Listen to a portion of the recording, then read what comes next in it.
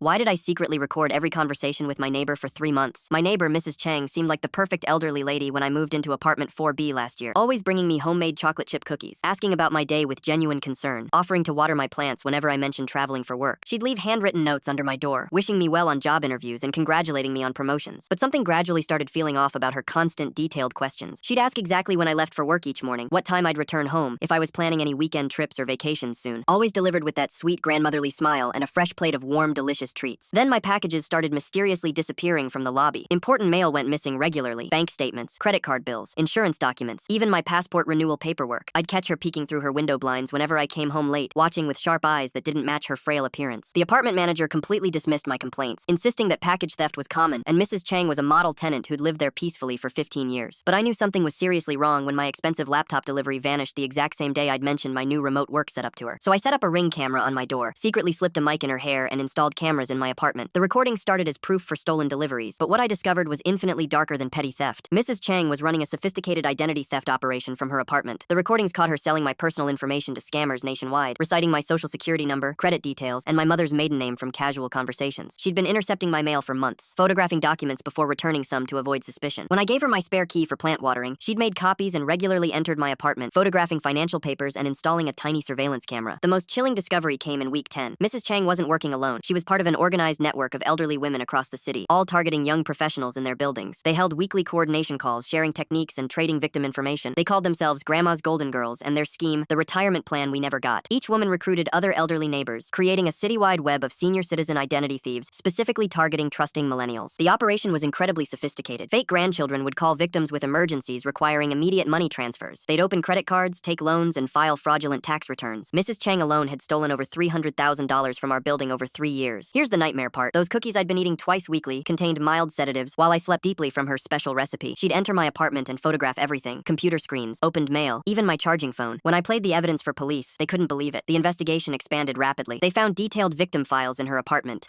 7 people's complete financial profiles stored in folders labeled with apartment numbers. The raid uncovered a storage unit with stolen mail, copied keys, surveillance equipment, and $80,000 cash. Mrs. Chang had been depositing fraudulent checks for years while maintaining her innocent facade. During interrogation, she showed zero remorse. She told detectives young people had it too easy and deserved hard lessons about trust. She claimed she was teaching valuable life skills about being careful with personal information. The network included 23 elderly women across 12 apartment complexes. They'd stolen $2.3 million from over 200 victims, mostly young professionals who'd trusted their seemingly harmless elderly neighbors. Some victims lost entire savings and had credit destroyed. Mrs. Chang got 8 years in federal prison, but I still wake up wondering how many other sweet old ladies are out there baking cookies and asking innocent questions while secretly planning to destroy the lives of everyone who trusts them completely.